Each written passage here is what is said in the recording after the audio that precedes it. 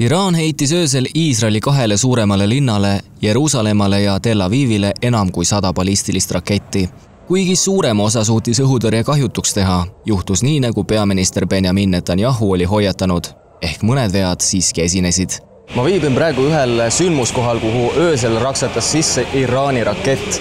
Täpsemalt on tegu ühe hotelliga, kus, nagu te näete, siis väga paljud aknad on katki läinud, klaasikillud on maas ja laastamistöö, mis siin tehti, on üsna märkimisväärne, kuigi ma pean tõdema, et see teine pool, mida siit nurga alt praegu näha ei ole, on palju õõvastavam. Vähemalt 15 korrus sai õises raketisajus sellele siin näidatavale hotellile pihta.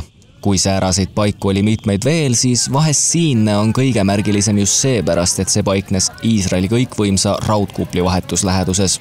Filmimine sai toimuda vaid omal riisikol ja nii mõnelgi kästi kogu materjal seadmest ära kustutada.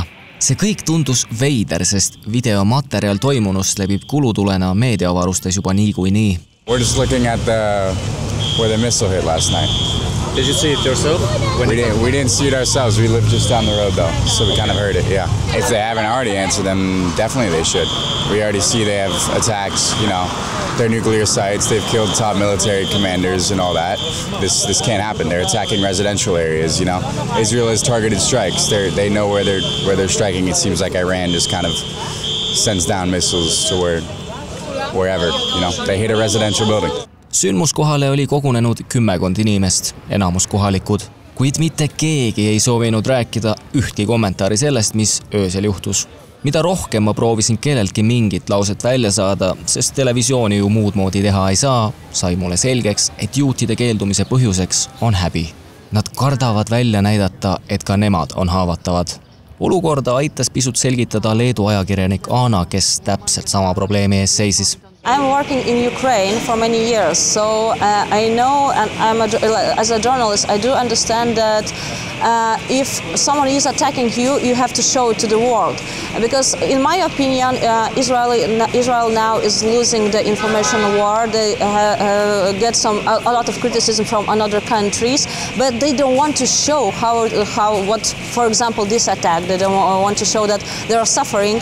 Ma tiirutasin sündmuspaigal vähemalt tund aega, kuid minusse suhtuti kui nahaali, kes inimeste privaatsooni tungib. Kusjuures olgu öeldud, et selles hotellis rünnaku tagajärel keegi surma ei saanud.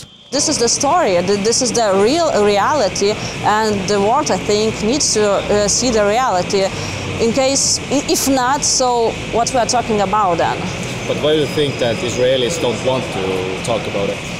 As I understand being here, like talking with them, so now what they are saying, that they want to look like weak ones, because if they will show us that they are suffering, that they was hit, for example, that someone can hit a civil building with a rocket, so they will look like weak.